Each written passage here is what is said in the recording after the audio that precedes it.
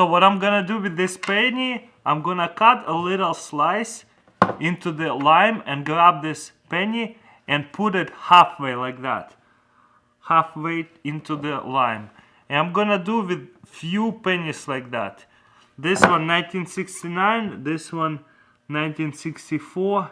So what I did is stuck bunch of pennies into the lime, like halfway into the lime, just like that. And I'm gonna give it about 30 minutes to an hour, and then we're gonna pull out the pennies and we'll see what happens. So time to pull out the first quarter and let's see what happens. This one 1973. You see it didn't do nothing to this coin. Let's see to the next one. Pull it out, look what happened. Why is it halfway super clean and so shiny? And this coin is 1971. Okay, let's pull out next coin. Same again, you see how it's halfway shiny. The side that was inside of the lime got really shiny. And why did 1973 did not change, but anything under 1971 have changed, got a lot shinier? Pretty crazy, huh? As you can see, I already cut it. Pretty much you grab your wire cutters and cut small piece out of it, just like that. That's how I do it. Then you stick them in together. Do the same thing on the other coin, as you can see. And then you're gonna intervene them together, and then grab your cutters and kinda force them in together. I have bigger pliers. Okay, looks like it's sitting there. Then you're gonna put it on the table and just blow on it. Alright, I'm gonna put these two quarters and blow on them. Pretty cool, huh? And it rolls back.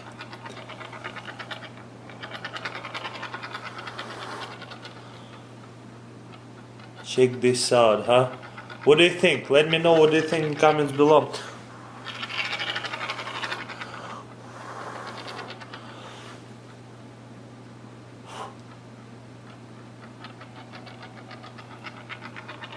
Pretty insane roller, huh? What we're going to need to do is grab here, it's methanol alcohol, and put it in some container. Then we're gonna heat up a coin and just gonna dip it in there, and it's gonna become copper coin. Let's check this out. I'm gonna grab a coin and just start heating it up real quick. You see, it's just gonna take me a minute to heat it up. Once it changed colors to super red, now we're gonna dip it into methanol. Bring back methanol and just wait, and look what happens to the coin. It just changes. You see there is a double boiling point. That's pretty cool. Explain in comments below how does it happen. And now I'm gonna take it out and look at this coin. It's super like copper, looks like gold coin.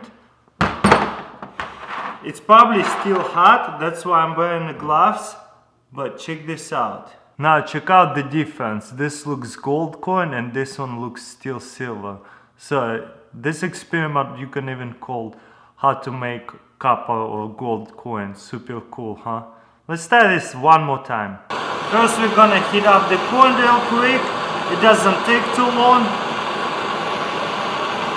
Look, it's already super heat. Look how fast it heats up. Now we're gonna dip it in ethanol and let's see what happens. Bring ethanol back over here and dip it.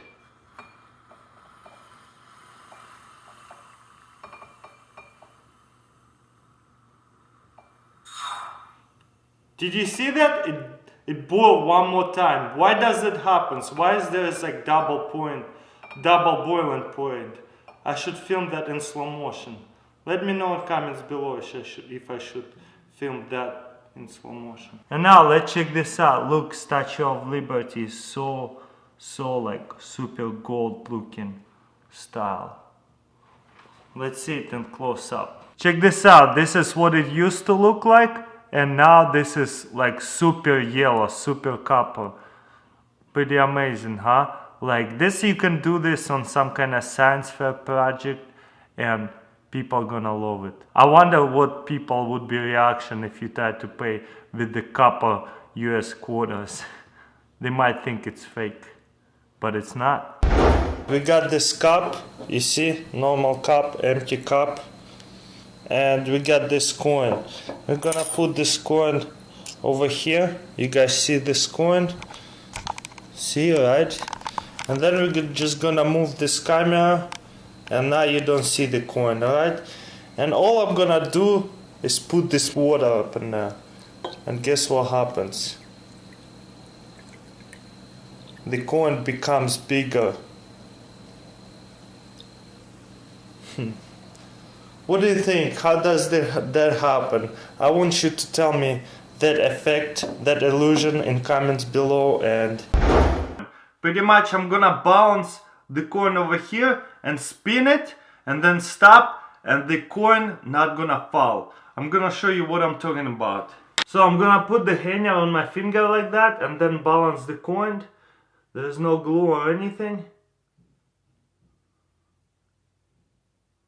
So it stays like that, you see? And no glue or nothing. So and then I'm gonna spin it so it doesn't fall off, and stop it, and it's gonna have to stay there. Okay, let's go. You see, it fell out. Let's try this again.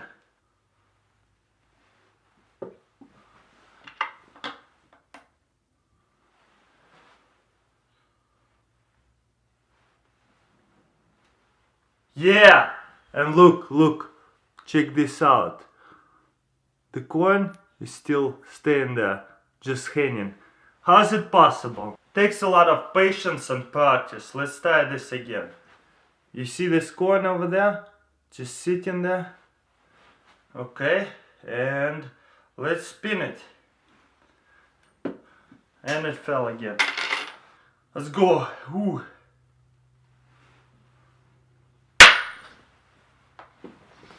Well, that didn't work. It takes a lot of practice.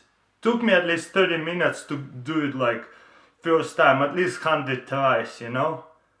But you gotta be patient. You see what I'm saying? It falls off. But once you learn how to do it, it's easier and easier and easier. The trick is how to start and how to stop. When I start it, I go like this. Down, down, and oh shit. So this is what I do. I put hanger that way, and I'm gonna spin it. I'm gonna go that way, and spin it this way. And then when I stop, I go like boom, and stop it. Like this kind of circle. Boom. You know what I mean? And kind of swave it around after. And you see the coin still bouncing there. So let's try this again. Put the hanger straight, and let's go.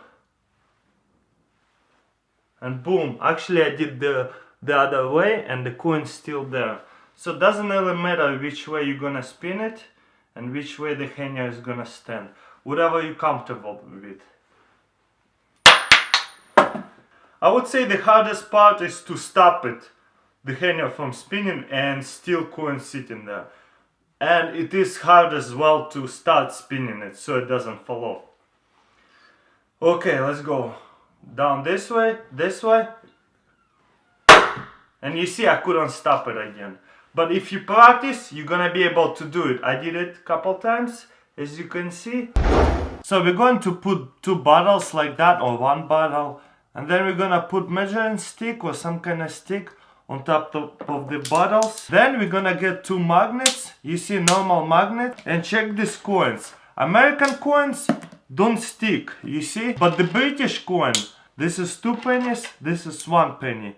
You see, they actually stick. So for this experiment, we're going to need British coin. Then we're gonna put 2 magnets like that, and I got the phone book just to raise up my glass because I need perfect measurements from the magnet to the glass. So again, magnetizing the coins. So putting the coins to the magnet, that makes sense, very simple.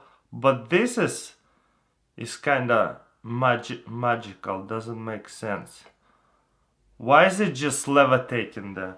Let me grab some kind of pencil and move it to, so you guys know I have this magnifying glass, and if I move through right here, you see there is nothing there, nothing there at all. Boom. How is it possible? Why it's not jumping to the magnet? Because that's what usually happens, right?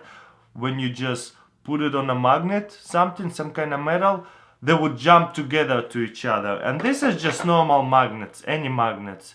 How is it possible? Isn't it crazy? Look, they like, boom, and they fell because I moved the table. How is it possible? Why it's not magnetized to the magnet? Why is it just levitating there? Why is it not just jumping to the magnet, but instead just levitating there? And if I move a magnet a little bit, let's say up, they would just fall. Check this out.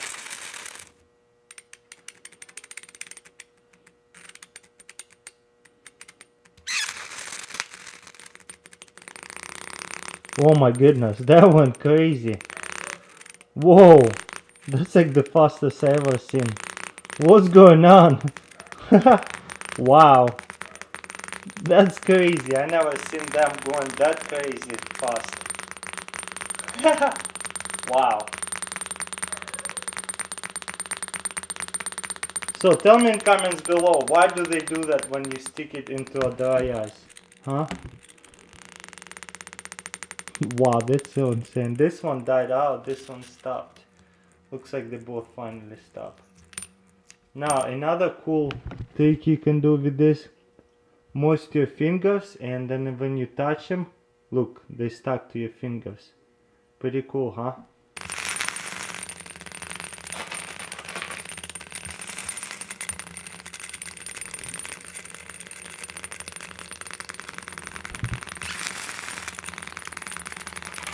This is too much fun.